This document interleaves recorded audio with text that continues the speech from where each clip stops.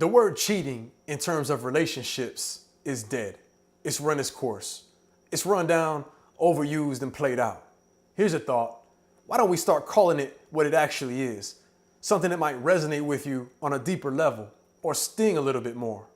Something that actually has meaning and carries weight worthy of your attention and effort, unlike the casually used pop term cheating we constantly hear about today in conversations, articles, the radio, songs, movies, the internet. It's basically become normalized and somewhat accepted as just something that goes with relationships and comes with the territory.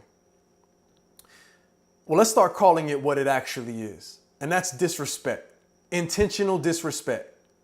Unfortunately, cheating has been around as long as relationships, but in my opinion, it's never been celebrated more than it is today. I think it's a disgrace and despicable the way this generation is creating internet video clips that sensationalize and glamorize infidelity for attention and shock value, all in the name of comedy and entertainment.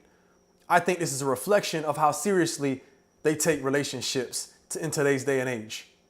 You don't have to look far on Instagram, Vine, or Facebook to find hundreds of skits based solely on cheating and or the struggle of trying not to.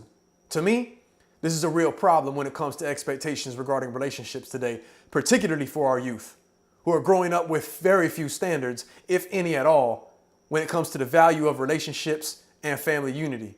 It's a problem that I believe is corrupting the fabric of our society in terms of family and community and eroding the strong fundamentals of healthy relationships.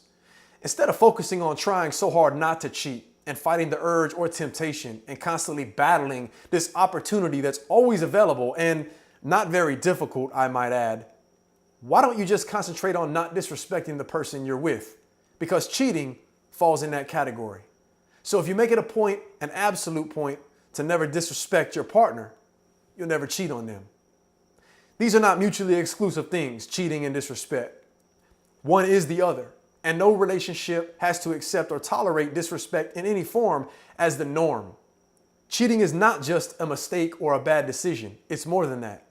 And it is so because that mistake or bad decision or bad judgment is one that hurts and impacts someone else and not just you. When you label or think of cheating as a mistake, you diminish the magnitude of it by reducing it to a category that includes making a left instead of a right, or dialing the wrong phone number, or buying the wrong food item at the grocery store. I think some people may not consciously think of or consider cheating to be disrespect because of the whole idea of, what they don't know won't hurt them. But that alone, the idea that you're doing something that your partner can't know about, that you have to hide or hold back or keep secret, is disrespectful in and of itself. When you separate cheating from disrespect anywhere in your mind, you open the door to rationalizing it away as something else other than or less than disrespect. Cheating is not a mistake. It's a decision that had no priorities attached. Now, this information only applies to individuals who actually love and care about their partner and want to do whatever they can to avoid hurting their partner in any way. This information is simply my opinion and my view, but it's a chance and an opportunity for you to look at cheating in a whole new way. You can apply this frame starting right now, regardless of what you've done in the past or been guilty of. Now, all this may seem like common sense, but sometimes common sense ain't so common, and we need a reminder about how to look at things to get better results. This way of looking at and thinking about cheating is a mindset shift for people with truly good intentions that want to strengthen their relationship and keep their commitment strong over time. It's an approach you can adopt right now, no matter how you have looked at, thought about, or struggled with being faithful in the past.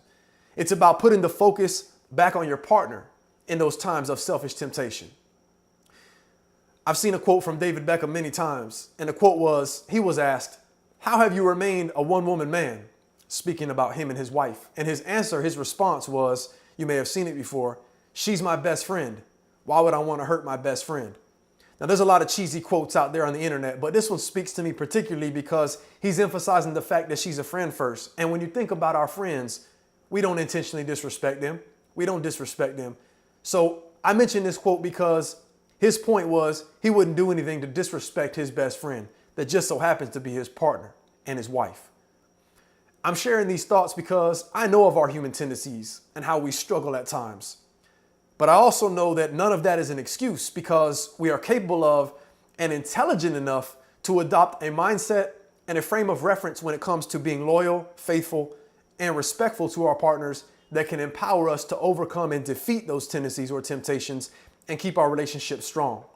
It's just a matter of being conscious and intentional, and I think that starts with using accurate language to call it what it is.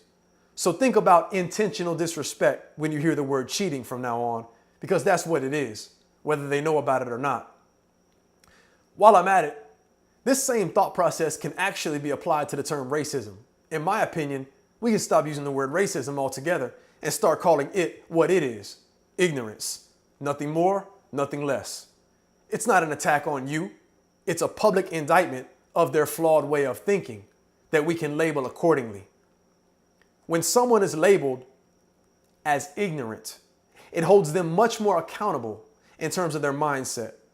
They aren't just some average, normal thinking citizen that has some different preference or opinion or point of views. No, racism is the product of an ignorant way of thinking, and ignorance should be called out and held accountable, whether it's being taught, learned, expressed, or acted upon. I'm Ryan David. Those are my thoughts for today. If you like this, that's what the thumbs up button is for. I hope you subscribe. More importantly, feel free to share this with your friends and followers. Whether you agree or disagree, I'd like to know what your thoughts are. Leave a comment down below. I'll see you soon.